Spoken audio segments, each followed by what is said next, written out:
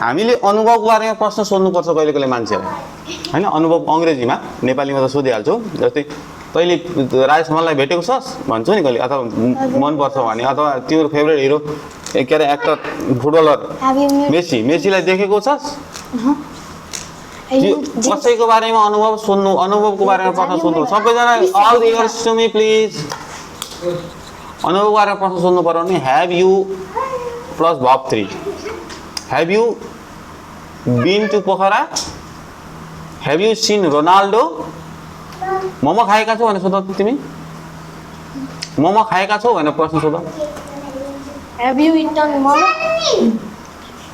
मैले तिमीलाई सोधेको नि बाबु उनको हैव यु इटन मोमोज कहिल्यै घोडा चढेका छौ भनेर प्रश्न सोध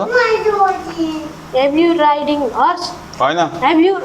have you ridden a horse तिमी कहिले हेलिकप्टरमा उडेका छौ Have you been to fly a helicopter? Have you ever flown in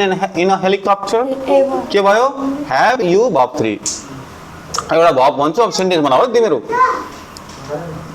ल स्टिल कहिले चोरेका छौ भने एउटा सेन्टेन्स बनाऊ ल त्यही आमाको पैसा कहिले चोरेका छौ उलाई सोधौ Have you ever steal money? Steal को के हुन्छ verb 3 stolen have you ever stolen money from your mother तिमीले चाहिँ कस्तो सेन्टेन्स बनाऊ भन्देखि चाहिँ एउटा verb दिन्छु मग अप भनेको रट्नु इन्टायर लेसन रटेका छौ भन्ने प्रश्न सोध Have you never momo? Have you ever mug up the entire lesson के अरे के पढ्दैछ हामी हैव यु एभर है यो तिमीहरूलाई आज 25 मा प्रयोग लाग्यो you may be going to the foreign countries where you may have to ask questions about the experience it's going to be very helpful last question but not the least it's going to be very important feel bored भनेको त एकदम high गर्नु खोजेको बसेको छ नि high गर्न मन लागेको छ गर्न सकिरहेको छैन फिल बोर्ड क्लास दौरान कहिले बोरिङ फिल भएको छ भन्ने प्रश्न क्लास दौरान क्लासको ड्युरिङ द क्लास बोरिङ कहिले फिल भएको छ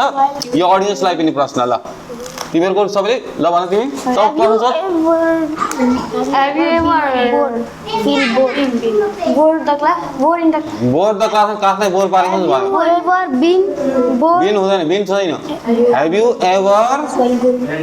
Feel board during the class feel bored. ल our last question for the audience and all of you तिमीलाई कहिले सरले पनिश गरेका छन् that's the question for you कमेन्टमा लेख्दै यसको भिडियो आउँछ don't do that don't answer thank you for your time and consideration good time guys and we'll see you again next Sunday thank you bye bye